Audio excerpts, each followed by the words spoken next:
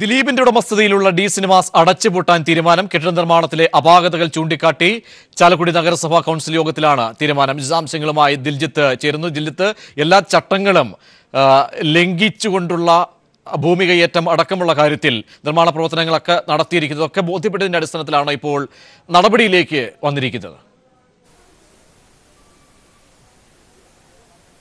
ദിൽജിത്ത്, നഗരസഭാ കൗൺസിലിൽ ഇത്തരത്തിൽ ക്രമക്കേടുകൾ കണ്ടെത്തിയതിനെ തുടർന്ന് വിജിലൻസ് അന്വേഷണത്തിന് ശുപാർശ ചെയ്തിരുന്നു. തുടർന്നാണ് ഇത്തരത്തിൽ വീണ്ടും ഒരു വിളിച്ചു ചേർത്ത അടിയന്തര കൗൺസിലിൽ ക്രമക്കേടുകൾ സംബന്ധിച്ച ചർച്ചകൾ നടന്നത്. ഈ ചർച്ചയിൽ ഭരണ പ്രതിപക്ഷ അംഗങ്ങൾ നേർക്കുനേർ ഏറ്റുമുട്ടി വാക്കേറ്റങ്ങൾ എത്തിയിരുന്നുവെങ്കിലും പിന്നീട് കൗൺസിലർമാരുടെ ഏകകണ്ഠേനയുള്ള തീരുമാനത്തിന്റെ അടിസ്ഥാനത്തിൽ ഇപ്പോൾ ഡി സിനിമാസിന്റെ പ്രവർത്തന അനുമതി നിഷേധിച്ചുകൊണ്ട് ഇപ്പോൾ തീരുമാനമായിരിക്കുന്നത്.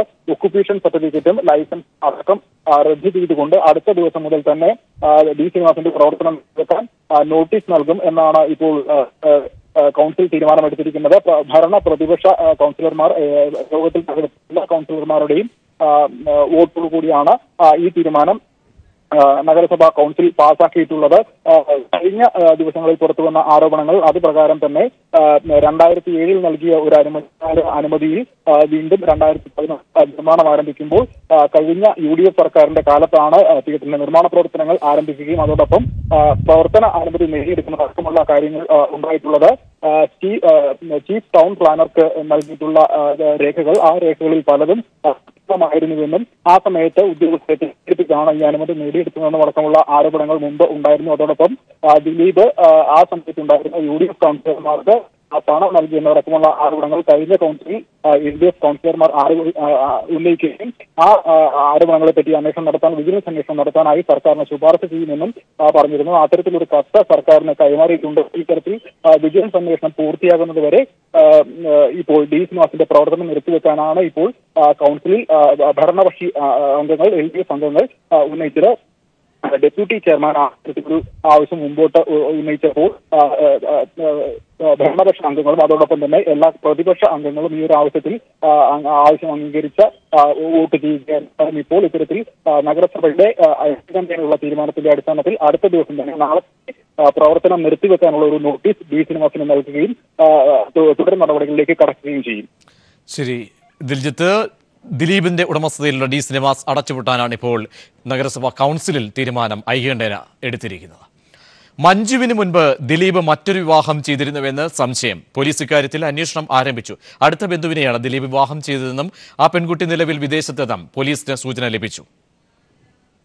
മഞ്ജു വാര്യരെ വിവാഹം കഴിക്കുന്നതിന് മുമ്പ് ദിലീപ് മറ്റൊരു വിവാഹം കഴിച്ചതായാണ് പോലീസിന് വിവരം ലഭിച്ചിരിക്കുന്നത്. സിനിമയിൽ സജീവമാകുന്നതിന് മുമ്പാണ് ഈ വിവാഹം നടന്നതെന്നാണ് പോലീസിന് ലഭിച്ചിരിക്കുന്ന സൂചനകൾ. ദിലീപിന്റെ അടുത്ത ബന്ധുവായിരുന്നു പെൺകുട്ടി. ആലുവ ദേശം സബ് രജിസ്ട്രാർ ഓഫീസിലായിരുന്നു വിവാഹ രജിസ്ട്രേഷൻ നടന്നത്. ഇത് സംബന്ധിച്ച് രേഖകൾ കണ്ടെടുക്കാൻ പോലീസ് ശ്രമിക്കുന്നുണ്ട്. വിവാഹ രംഗത്തെ ചിലർ സാക്ഷികളായിരുന്നെന്നും പോലീസിന് വിവരം ലഭിച്ചിട്ടുണ്ട്. ദിലീപ് സിനിമയിൽ എത്തി മഞ്ജുവുമായി പ്രണയത്തിലായപ്പോൾ ചില ബന്ധുക്കളും സുഹൃത്തുക്കളും മധ്യസ്ഥ ചർച്ചകൾ നടത്തി ഈ പെൺകുട്ടിയെ ഒഴിവാക്കുകയായിരുന്നു. 1998 ദിലീപ് മഞ്ജു വാര്യരെ വിവാഹം കഴിച്ചത്.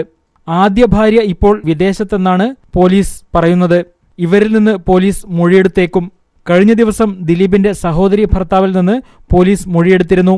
ആദ്യ വിവാഹം സംബന്ധിച്ച് ഇയാളിൽ നിന്ന് ചില നിർണായക വിവരങ്ങൾ പോലീസിന് ലഭിച്ചതായാണ് സൂചന. News bureau, Kochi. നടിയാക്രമിക്കപ്പെട്ട കേസിൽ സംവിധായകൻ നാദിർ ഷേയെ വീണ്ടും ചോദ്യം ചെയ്യും. പൾസർ സുനിയുമായി നടത്തിയ സംശയകരമായ ഫോൺ സംഭാഷണത്തിന്റെ അടിസ്ഥാനത്തിലാണ് ചോദ്യം ചെയ്യുക. ജോർജ് പുരം സിനിമയുടെ അണിയറ പ്രവർത്തകരിൽ ചിലരെയും അന്വേഷണ സംഘം ചോദ്യം ചെയ്യും. ജയിലിൽ നിന്ന് പൾസർ സുനി നാദിർ ഷേയെ പലതവണ വിളിച്ചതിന്റെ രേഖകൾ അന്വേഷണ സംഘം ശേഖരിച്ചിട്ടുണ്ട്. പൾസർ സുനി വിളിച്ച ഉടൻ തന്നെ നാദിർ ഷാ ദിലീപിനെ വിളിച്ചിരുന്നതായും വ്യക്തമായിട്ടുണ്ട്. ആദ്യഘട്ട ചോദ്യം ചെയ്യലിൽ സുനിയെ അറിയില്ല എന്നാണ് നാദിർ ഷാ പറഞ്ഞിരുന്നത്. എന്നാൽ അന്വേഷണ സംഘം കഴിഞ്ഞ ദിവസം ജയിലിലെത്തിയ സുനിയെ ചോദ്യം ചെയ്തപ്പോൾ നാദിർ ഷായുടെ പങ്കാളിത്തം സൂചിപ്പിക്കുന്ന കാര്യങ്ങൾ പോലീസിനോട് പറഞ്ഞതായാണ് വിവരം. ഈ പശ്ചാത്തലത്തിലാണ് നാദിർ ഷായെ വീണ്ടും ചോദ്യം ചെയ്യുന്നത്. ചോദ്യം ചെയ്യലിൽ നാദിർ ഷായുടെ മറുപടി തൃപ്തികരമല്ലെങ്കിൽ നടപടിയിലേക്ക് കടക്കാനാണ് അന്വേഷണ സംഘത്തിന്റെ തീരുമാനം.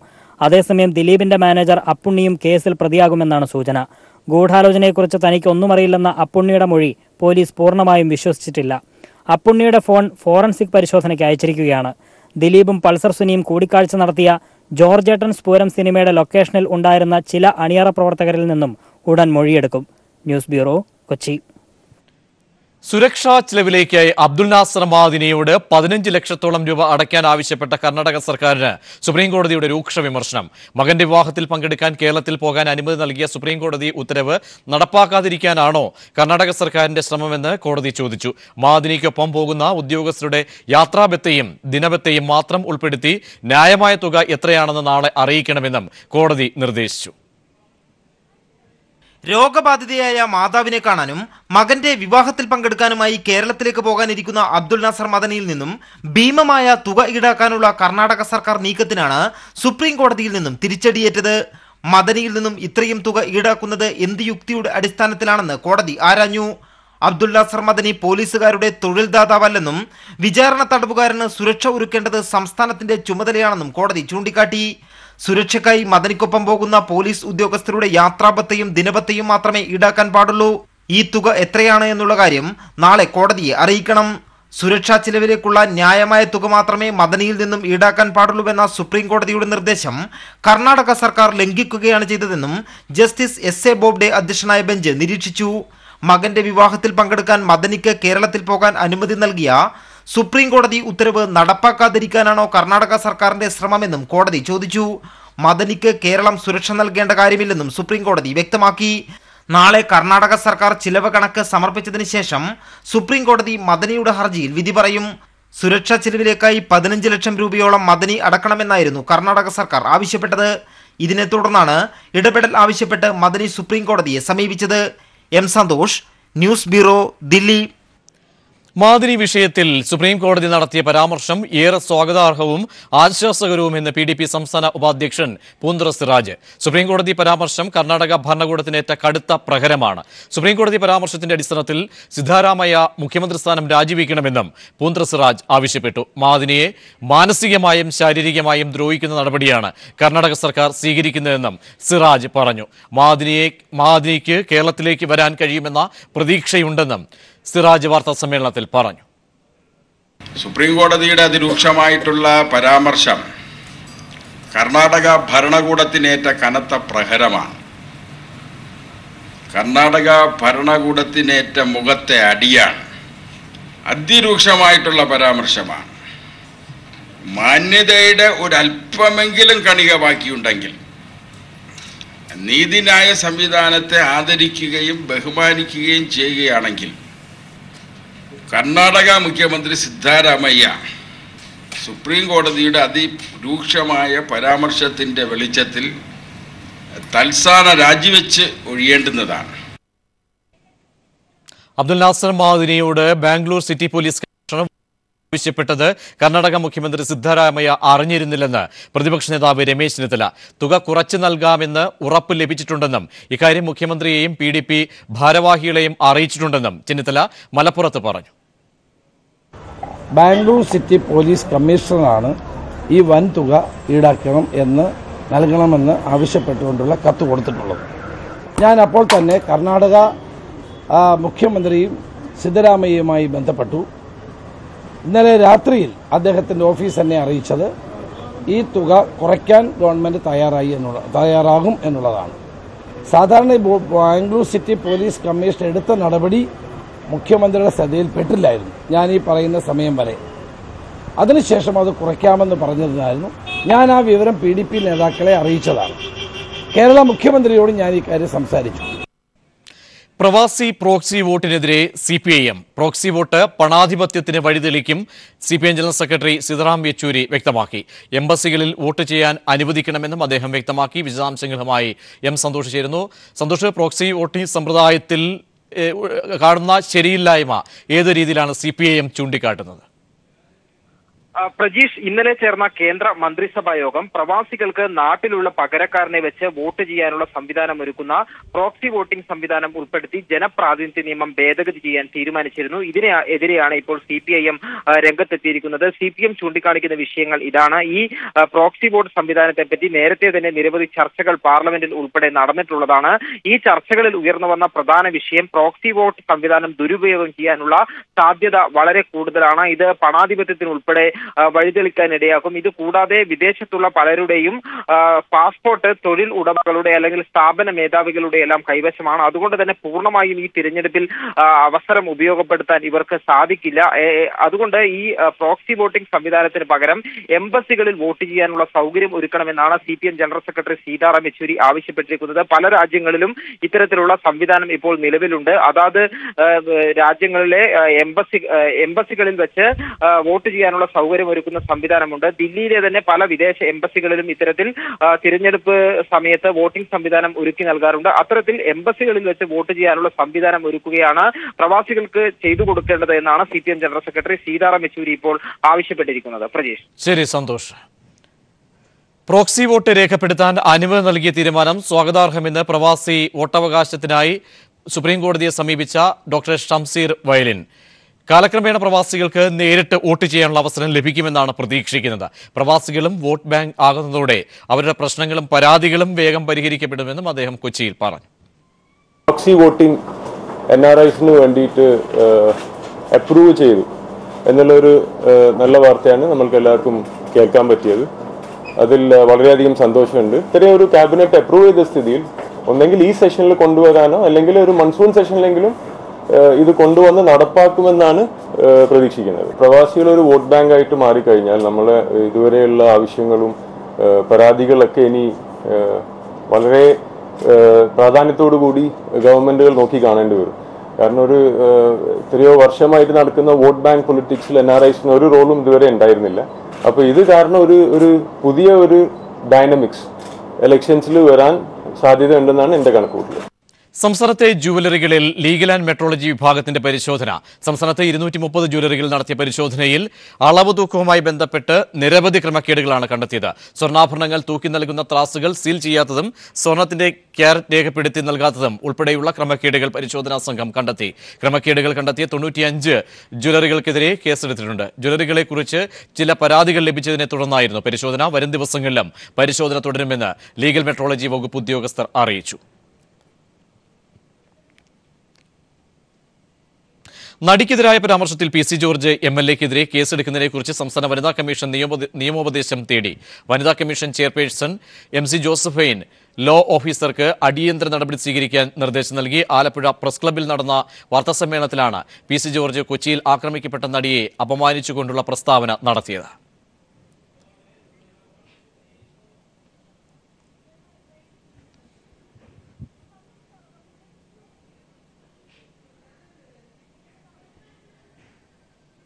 രാജ്യത്തെ പരമോന്നത കായിക ബഹുമതി 2 പേർക്ക്.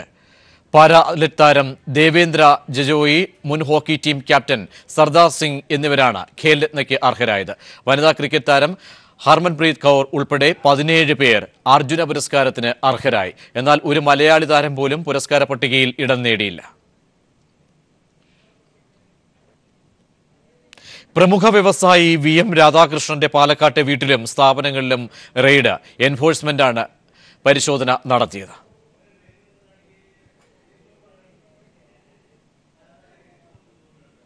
സംസ്ഥാനത്ത് കോളറ മുന്നറിയിപ്പുമായി ആരോഗ്യവകുപ്പ്. കോളറ ബാധിച്ച് പത്തനംതിട്ട ജില്ലയിൽ ഇതര സംസ്ഥാന തൊഴിലാളി മരിച്ചിരുന്നു. കൂടാതെ കോഴിക്കോട് ജില്ലയിൽ 2 പേർക്ക് കോളറ സ്ഥിരീകരിച്ച പശ്ചാത്തലത്തിൽ കൂടിയാണ് മുന്നറിയിപ്പ്. പരിശോധന കർശനമാക്കാൻ ഭക്ഷ്യസുരക്ഷാ വിഭാഗത്തിനും ആരോഗ്യവകുപ്പ് നിർദ്ദേശം നൽകിയിട്ടുണ്ട്. ആരോഗ്യവകുപ്പ് ഡയറക്ടറാണ് ജില്ലാ മെഡിക്കൽ ഓഫീസർമാർക്ക് ജാഗ്രതാ നിർദ്ദേശം നൽകിയത്. കോഴിക്കോട് ഇന്നലെ 5 പേരെയാണ് കോളറ രോഗലക്ഷണങ്ങളുമായി ആശുപത്രിയിൽ പ്രവേശിപ്പിച്ചത്. ഇതിൽ 2 പേർക്ക് കോളറ സ്ഥിരീകരിച്ചിട്ടുണ്ട്. പത്തനംതിട്ടയിൽ കഴിഞ്ഞ മാസം 28-ന് മരിച്ച ഇതര സംസ്ഥാന തൊഴിലാളിയുടെ മരണകാരണവും കോളറയാണെന്ന് ആരോഗ്യവകുപ്പ് കണ്ടെത്തി. ഇതോടെയാണ് ആരോഗ്യവകുപ്പ് ജാഗ്രതാ നിർദ്ദേശം നൽകിയത്. DHS സരിത. പത്തനംതിട്ട ജില്ലയിൽ നിന്നും ആദ്യമായിട്ട് നമുക്ക് കോളറ ഈ വർഷം റിപ്പോർട്ട് ചെയ്യുകയുണ്ടായിട്ടുണ്ട്. അത് നമുക്ക് ലാബോറട്ടറി വഴി അത് കൺഫേം ചെയ്തിട്ടുണ്ടായിരുന്നു കോളറയാണെന്നുള്ളത്. നിർഭാഗ്യവശാൽ ആ രോഗി മരണപ്പെടുകയുണ്ടായി. അതിനുശേഷം ഇപ്പോൾ കഴിഞ്ഞ ദിവസം കോഴിക്കോട് ജില്ലയിൽ നിന്നും, അത് മാവൂർ പഞ്ചായത്തിൽ നിന്നാണ് നമുക്ക് കോളറ റിപ്പോർട്ടുകൾ വന്നിട്ടുള്ളത്. അതിൽ 2 പേരുടെ റിപ്പോർട്ടുകൾ ഇന്നിപ്പോൾ നമുക്ക് പോസിറ്റീവാണെന്ന് ബാക്ടീരിയോളജിക്കലി നമുക്ക് കൺഫർമേഷൻ കിട്ടിയിട്ടുണ്ട്. അപ്പം ഈ പ്രദേശങ്ങളിലെല്ലാം തന്നെ വളരെയധികം ജാഗ്രത പാലിച്ചുകൊണ്ടാണ് നമ്മുടെ ജില്ലാ മെഡിക്കൽ ഓഫീസർമാർ ഇപ്പോൾ ജോലി ചെയ്യുന്നത്. 2014-ലാണ് ഇതിനു മുൻപ് സംസ്ഥാനത്ത് കോളറ ആശങ്ക വിതച്ചത്. അന്ന് ഒരാൾ മരിക്കുകയും 8 പേർക്ക് രോഗം സ്ഥിരീകരിക്കുകയും ചെയ്തു. 21 പേരിൽ രോഗലക്ഷണങ്ങളും കണ്ടെത്തിയിരുന്നു. വ്യക്തിശുചിത്വവും ശുദ്ധജലത്തിന്റെയും ഭക്ഷണത്തിന്റെയും ഉപയോഗം ശീലമാക്കിയാൽ രോഗം തടയാമെന്ന് ആരോഗ്യ വിദഗ്ധർ പറയുന്നു.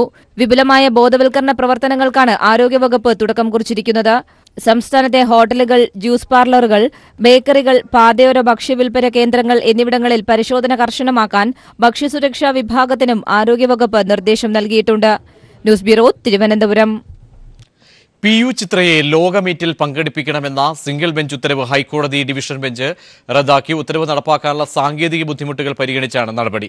സിംഗിൾ ബെഞ്ച് ഉത്തരവിനെതിരെ ഇന്ത്യൻ അത്ലറ്റിക് ഫെഡറേഷൻ സമർപ്പിച്ച ഹർജി പരിഗണിക്കുകയായിരുന്നു കോടതി. അതേസമയം ചിത്രയെ ഒഴിവാക്കിയ നടപടി വിവേചനപരമാണെന്നും കായിക താരത്തിന്റെ മനോവീര്യം തകർക്കുന്നതാണെന്നും കോടതി നിരീക്ഷിച്ചു. ഇത് സംബന്ധിച്ച് വിശദീകരണം സമർപ്പിക്കാൻ ഫെഡറേഷൻ സെക്രട്ടറിയോട് ഹൈക്കോടതി നിർദ്ദേശിച്ചു.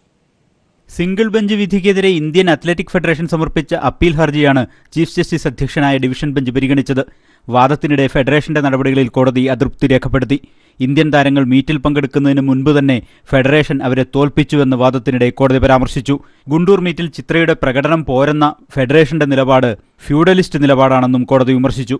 അത്ലറ്റിക് ഫെഡറേഷന്റെ ഉദ്ദേശ ലക്ഷ്യങ്ങൾ എന്താണെന്ന് കോടതി ചോദിച്ചു. താരങ്ങളെ തളർത്തുകയല്ല, വളർത്തുകയാണ് വേണ്ടതെന്നും കോടതി പറഞ്ഞു. ഗുണ്ടൂർ മീറ്റിൽ ചിത്ര പങ്കെടുത്തിരുന്നില്ലെങ്കിൽ പോലും അവരെ ഒഴിവാക്കാൻ കഴിയുമായിരുന്നു എന്നും കോടതി ചോദിച്ചു. ചിത്രയോട് വിവേചനം കാട്ടിയെന്ന് ചിത്രയുടെ അഭിഭാഷകൻ വാദിച്ചു. യോഗ്യതയുണ്ടായിട്ടും ചിത്രയെ ഒഴിവാക്കിയെന്നും യോഗ്യതയില്ലാത്തവരെ അയച്ചുവെന്നും ചിത്രയുടെ അഭിഭാഷകൻ പറഞ്ഞു. ഇരുവിഭാഗത്തിന്റെയും വാദങ്ങൾ പരിഗണിച്ച കോടതി അത്ലറ്റിക് ഫെഡറേഷന്റെ അപ്പീൽ അനുവദിക്കുകയായിരുന്നു. സിംഗിൾ ബെഞ്ചിന്റെ ഉത്തരവ് നടപ്പാക്കാനുള്ള സാങ്കേതിക ബുദ്ധിമുട്ടുകൾ പരിഗണിച്ചാണ് നടപടിയെന്ന് കോടതി ഉത്തരവിൽ പറയുന്നു. അതേസമയം ചിത്രയെ ഒഴിവാക്കിയ നടപടി വിവേചനപരമെന്നും കായിക താരത്തിന്റെ മനോവീര്യം തകർക്കുന്നതാണെന്നും കോടതി നിരീക്ഷിച്ചു. ഫെഡറേഷന്റെ നിലപാടിൽ കടുത്ത അതൃപ്തി അറിയിച്ച കോടതി ഫെഡറേഷനോട് വിശദീകരണം സമർപ്പിക്കാൻ നിർദ്ദേശിക്കുകയായിരുന്നു. അപ്പീൽ അനുവദിച്ച സാഹചര്യത്തിൽ ഹർജി പുതുക്കി സമർപ്പിക്കാൻ ചിത്രയ്ക്ക് കോടതി അനുമതി നൽകി. ചിത്രയ്ക്ക് നഷ്ടപരിഹാരം ആവശ്യപ്പെടാമെന്നും കോടതി വ്യക്തമാക്കിയിട്ടുണ്ട്. News bureau, Kochi. കേരളത്തിലെ രാഷ്ട്രീയ കൊലപാതകങ്ങളെക്കുറിച്ച് സംസാരിക്കാൻ ശ്രമിച്ച പി കരുണാകരൻ എംപിയെ ലോക്സഭയിൽ BJP എംപിമാർ തടഞ്ഞു. കൊലപാതകങ്ങളെക്കുറിച്ച് BJP എംപിമാർ സഭയെ തെറ്റിദ്ധരിപ്പിക്കുകയാണെന്ന് കരുണാകരൻ എംപി പറഞ്ഞു. പ്രസംഗം പൂർത്തീകരിക്കാൻ സ്പീക്കർ സുമിത്ര മഹാജനും അനുവദിച്ചില്ല. കേരളത്തിൽ ദളിതരെ കൂട്ടക്കൊല ചെയ്യുന്നുവെന്ന BJP അംഗത്തിന്റെ പരാമർശത്തെ തുടർന്ന് രാജ്യസഭയിലും ഇടതെംപിമാർ പ്രതിഷേധിച്ചു. CPIM പാർലമെന്ററി പാർട്ടി നേതാവായ പി കരുണാകരൻ സംസാരിച്ചു തുടങ്ങിയപ്പോൾ തന്നെ ഭരണപക്ഷ ബെഞ്ചുകൾ പ്രസംഗം തടസ്സപ്പെടുത്താനായി രംഗത്തെത്തി. തെറ്റിദ്ധാരണാജനകമായ കാര്യങ്ങൾ പ്രചരിപ്പിക്കുകയാണ് BJP എന്ന് അദ്ദേഹം കുറ്റപ്പെടുത്തി. BJP അംഗങ്ങൾ സഭയുടെ നടുത്തളത്തിലിറങ്ങിയതോടെ ഇടതെംപിമാരും പ്രതിരോധം തീർത്തു. അല്പസമയത്തേക്ക് ലോക്സഭ നിർത്തിവച്ചു. പിന്നീട് പുനരാരംഭിച്ചപ്പോൾ പി കരുണാകരൻ എംപിയെ സ്പീക്കർ സംസാരിക്കാൻ ക്ഷണിച്ചില്ല. ഇതോടെ വീണ്ടും പ്രതിഷേധമുയർന്നു. തുടർന്ന് എംപിക്ക് സ്പീക്കർ അല്പസമയം അനുവദിച്ചു. അതിനുശേഷം മൈക്ക് ഓഫ് ചെയ്തു. രാഷ്ട്രീയ ആക്രമണങ്ങളെക്കുറിച്ച് പറയവേ ഇന്നലെ BJP എംപിമാർ ലോക്സഭയിൽ അംഗങ്ങളല്ലാത്ത മുഖ്യമന്ത്രി പിണറായി വിജയൻ, സംസ്ഥാന സെക്രട്ടറി കോടിയേരി ബാലകൃഷ്ണൻ എന്നിവരെ പരാമർശിച്ചത് സഭാരേഖയിൽ നിന്നും നീക്കണമെന്ന് ഇതിനിടയിൽ കരുണാകരൻ എംപി ആവശ്യപ്പെട്ടു. I am sorry to say that some of the respected members of the ruling party made serious allegations against the CPIM leaders, including Chief Minister of Kerala and the Secretary of the State Committee. There is no justification giving the names of the Chief Minister of Kerala. Banking regulation ഭേദഗതി ബില്ലിന്റെ ചർച്ചയ്ക്കിടെ CPIM MP CN Jayadevan speaker Sumitra മഹാജനെ വിമർശിച്ച് രംഗത്തെത്തി. P Karunakaran എംപിയെ സംസാരിക്കാൻ അനുവദിക്കാത്തത് ശരിയായ നടപടിയായില്ലെന്ന് പറഞ്ഞ അദ്ദേഹം വെറും 2 എംപിമാരുമായി BJP സഭയിലുണ്ടായിരുന്ന കാലം ഓർക്കണമെന്നും പറഞ്ഞു. അതേസമയം രാജ്യസഭയിലും വിഷയം പ്രതിഷേധമുയർത്തി. ദളിതരെ കേരളത്തിൽ കൂട്ടക്കൊല ചെയ്യുന്നുവെന്ന മഹാരാഷ്ട്ര എംപി വിനയ് പി സഹസ്രാബ്ദയുടെ പ്രസ്താവനയ്ക്കെതിരെ KK രാഗേഷ് എംപി അടക്കമുള്ളവർ പ്രതിഷേധിച്ചു. അടിസ്ഥാനരഹിതമായ ആരോപണങ്ങൾ ഉന്നയിക്കരുതെന്ന് ഉപാധ്യക്ഷൻ PJ കുര്യനും BJPയോട് പറഞ്ഞു. News bureau, Delhi. BJPയിലെ അഴിമതിയിൽ പ്രതിഷേധിച്ച് കോഴിക്കോട് BJPയിൽ പൊട്ടിത്തെറി. കുറ്റ്യാടി മണ്ഡലം ജനറൽ സെക്രട്ടറി ഇടക്കുടി മനോജ് കുമാർ രാജിവെച്ചു. വ്യാജ റെസീറ്റ് ചോർത്തി നൽകിയെന്ന പേരിൽ വടകരയിലെ കോളേജ് അധ്യാപകനെ BJP നേതാക്കൾ ചേർന്ന് മർദ്ദിച്ചതിന് പിന്നാലെയാണ് മണ്ഡലം ഭാരവാഹികളുടെ രാജി. കോഴിക്കോട് നടന്ന BJP നാഷണൽ കൗൺസിൽ നടത്തിപ്പിനായി വ്യാജ റെസീറ്റ് ഉപയോഗിച്ച് പണം തട്ടിയ സംഭവത്തിലാണ് ജില്ലയിലെ BJPയിൽ ചേരിപ്പോര് മുറുകുന്നത്. അടുത്തിടെ ഉയർന്നു വന്ന അഴിമതികളെ പ്രതിഷേധിച്ച് കുറ്റ്യാടി മണ്ഡലം ജനറൽ സെക്രട്ടറി സ്ഥാനത്ത് നിന്ന് എടക്കുടി മനോജ് കുമാറാണ് രാജി പ്രഖ്യാപിച്ചത്. ജനറൽ സെക്രട്ടറി സ്ഥാനത്ത് നിന്നും പാർട്ടി അംഗത്വത്തിൽ നിന്നും മനോജ് രാജിവെച്ചു. അഴിമതിയിൽ മുങ്ങിക്കുളിച്ച പാർട്ടിയിൽ തുടരാനാവില്ലെന്ന നിലപാടിലാണ് മനോജ് കുമാർ.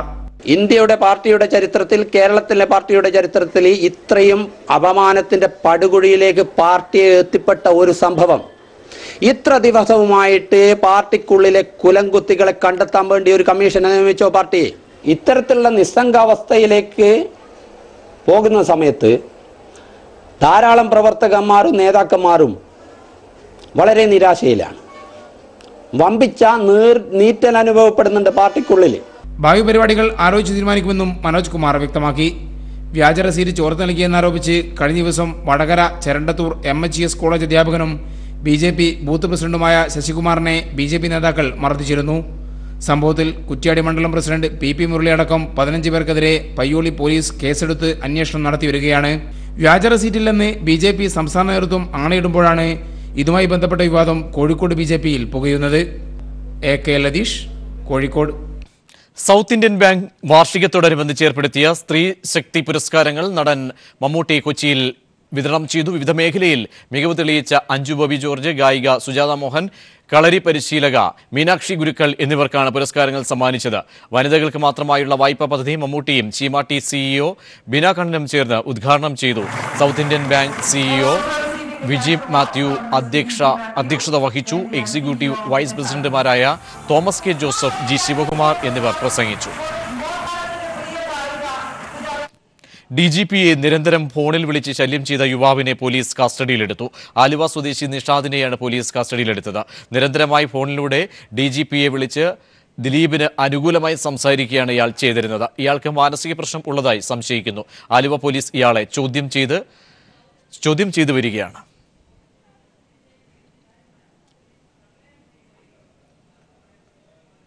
മികച്ച പരിസ്ഥിതി മാധ്യമ പ്രവർത്തകനുള്ള പ്രേംഭാട്ടിയ ഫൗണ്ടേഷൻ പുരസ്കാരം Kairali TV senior news editor K രാജേന്ദ്രന്. ലോക പരിസ്ഥിതി ദിനമായ ജൂൺ 5-ന് പീപ്പിൾ TVയിൽ സംപ്രേഷണം ചെയ്ത വാടാത്ത കാട്ടുപൂക്കൾ എന്ന ഡോക്യുമെന്ററിയും പരിസ്ഥിതി സംബന്ധമായി കൈരളി ന്യൂസ് ഓൺലൈനിൽ പ്രസിദ്ധീകരിച്ച ഫീച്ചറുകളുമാണ് അവാർഡിന് അർഹനാക്കിയത്. 1.5 ലക്ഷം രൂപയാണ് അവാർഡ് തുക. പ്രമുഖ മാധ്യമ പ്രവർത്തകനായ P സായിനാഥ് അധ്യക്ഷനായ ജൂറിയാണ് അവാർഡിനായി K രാജേന്ദ്രനെ തിരഞ്ഞെടുത്തത്. ഈ മാസം 11-ന് ദില്ലിയിൽ നടക്കുന്ന ചടങ്ങിൽ പുരസ്കാരം വിതരണം ചെയ്യും. സൂക്ഷിക്കുക, നിങ്ങൾക്ക് പുറകിൽ എപ്പോഴും ഒരാളുണ്ട്.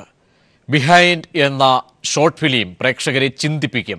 ജീവിതത്തിന്റെ മറ്റൊരു മുഖത്തെക്കുറിച്ച് യൂട്യൂബിൽ റിലീസായ ചിത്രത്തിന് മികച്ച പ്രതികരണമാണ് ലഭിക്കുന്നത്.